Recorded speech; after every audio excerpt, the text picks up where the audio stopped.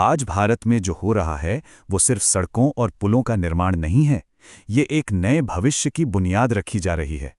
देश के कोने-कोने में क्रेन, टनल बोरिंग मशीनें और हजारों मजदूर एक बिल्कुल नए भारत को आकार दे रहे हैं। ये कोई छोटा-मोटा बदलाव नहीं है, ये एक ऐतिहासिक परिवर्तन है।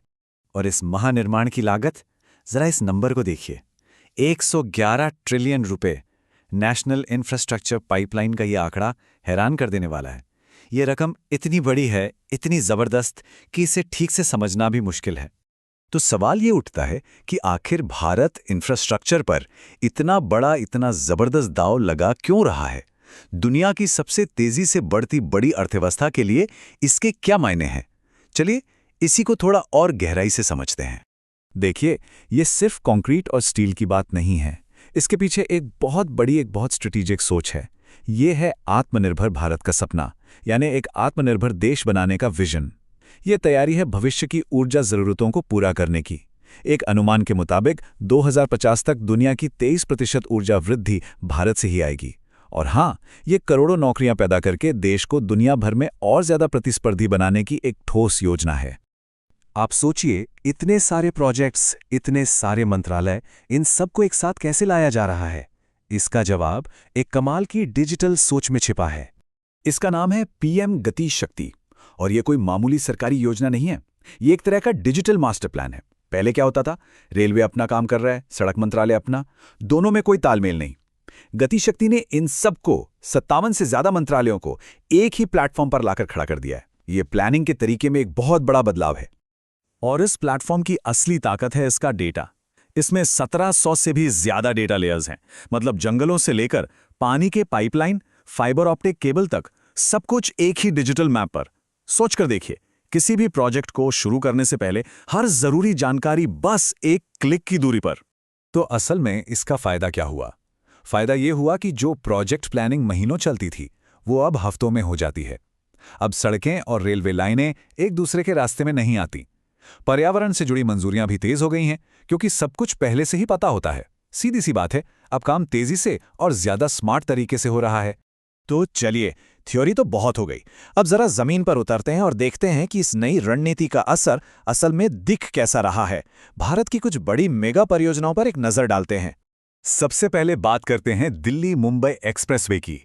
पहले इस सफर में लगते थे पूरे 24 घंटे, अब सिर्फ 12 घंटे, आधा समय। जरा सोचिए, इससे व्यापार और लॉजिस्टिक्स को कितना बड़ा बूस्ट मिलेगा। पर यह कहानी सिर्फ सड़कों की नहीं है, ये ग्रीन इंफ्रास्ट्रक्चर की भी है। देखिए, 2022 में देश में करीब 5000 पब्लिक ईवी चार्जिंग स्टेशन थे और 2025 आते आते ये आंकड़ा 26,000 के पार चला गया। ये भारत के 2070 के नेट जीरो टारगेट की तरफ एक बहुत बड़ा और बहुत जरूरी कदम है। अब बात करते हैं कुछ हाईटेक। भारत अब सिर्फ पारंपरिक इंफ्रास्ट्रक्चर पर ही फोकस नहीं कर रहा, अब बन रहे हैं सिलिकॉन कॉरिडोर। ये खास तौर पर सेमीकंडक्टर इंडस्ट्री की जरूरतों को पूरा करने के लिए डिजाइन किए जा रहे हैं। और सरकार इस मामले में कितनी सीरियस है, इसका अंदाजा इस रकम से लगाइए, 40,000 करोड़ रुपए। ये बजट सिर्फ इलेक्ट्रॉनिक्स कंपोनेंट मैन्युफैक्चरिंग के लिए रखा गया है। साफ है कि मकसद एक मजबूत घरेलू टेक इकोसिस्टम बनाना है। और ये तो बस कुछ उदाहरण थे, लिस्ट तो बहुत लंबी है। 7 नए हाई स्पीड रेल कॉरिडोर, 20 नए राष्ट्रीय जलमार्ग, 2030 तक 500 गीगावाट रिन्यूएबल एनर्जी का टारगेट और 1000 किलोमीटर से भी ज्यादा की मेट्रो और आरआरटीएस लाइनें। मतलब पूरा देश ही जैसे कंस्ट्रक्शन जोन में बदल गया है। लेकिन जैसा कि हर बड़ी कहानी में होता है, यहां भी चुनौतियां कम नहीं हैं। ये तस्वीर जितनी शानदार है, उतनी ही बड़ी बाधाएं भी हैं। तो अब एक रियलिटी चेक करते हैं और उन मुश्किलों को समझते हैं जो इस रास्ते में खड़ी हैं। सबसे बड़ी समस्याओं में से एक छिपी है भारत के लॉजिस्टिक्स में। ये जो असंतुलन है, इसे देखिए। देश का 71% से भी ज्यादा माल आज भी सड़कों से ढोया जाता है। ये न सिर्फ महंगा है, बल्कि पर्यावरण के लिए भी बहुत नुकसानदेह है। और इस असंतुलन की कीमत भी हम चुका रहे हैं। सड़क से 1 टन माल 1 किलोमीटर ले जाने का खर्च है लगभग 3.78 रुपीज़। वहीं रेल से यही काम सिर्फ 1.96 रुपीज़ में हो जाता है। ये जो फर्क है ना, ये सीधा सीधा हमारी इंडस्ट्री की कंपेटिटिवनेस पर असर डालता है। और अब बात करते हैं शायद सबसे बड़ी रुकावट की। प्रगति समीक्षा का ये आंकड़ा आंखें खोलने वाला है। ये कहता है कि 35% अटके हुए प्रोजेक्ट्स की वजह सिर्फ और सिर्फ एक है, जमीन अधिग्रहण की समस्या। ये विकास की राह में एक बहुत बड़ा रोड़ा है। इसके अलावा भी कई मुश्किलें हैं, जैसे प्राइवेट इन्वेस्टमेंट अभी भी उतना नहीं आ रहा है, जिससे ज्यादातर बोझ सरकार पर है। अच्छे ग्रेड ए गोदामों की कमी के चलते हर साल 92,000 करोड़ रुपए से ज्यादा की फसल बर्बाद हो जाती है। और ग्रीन लॉजिस्टिक्स, इलेक्ट्रिक ट्रकों की संख्या 1% से भी कम है, तो वो अभी एक सपना ही है।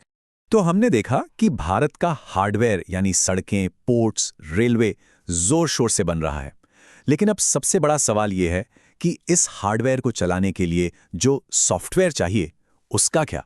क्योंकि आखिर में मकसद सिर्फ इंफ्रास्ट्रक्चर खड़ा करना नहीं है। असली मकसद है इन सड़कों और पोर्ट्स को प्रोडक्टिव इकोनॉमिक कॉरिडोर बनाना, देश के बिखरे बाजारों को एक करना और दुनिया के मैन्युफैक्चरिंग हब के तौर पर अपनी जगह मजबूत करना, ताकि हम एक टिकाऊ, लंबी चलने वाली ग्रोथ हासिल कर सकें। तो सवाल यही बचता है, नया हार्डवेयर तो तैयार हो रहा है, लेकिन क्या जमीन अधिग्रहण, लॉजिस्टिक्स और प्राइवेट इन्वेस्टमेंट जैसे मुद्दों पर सुधारों का सॉफ्टवेयर सही समय पर इंस्टॉल हो पाएगा? क्योंकि भारत के भविष्य की रफ्तार इसी पर टिकी है।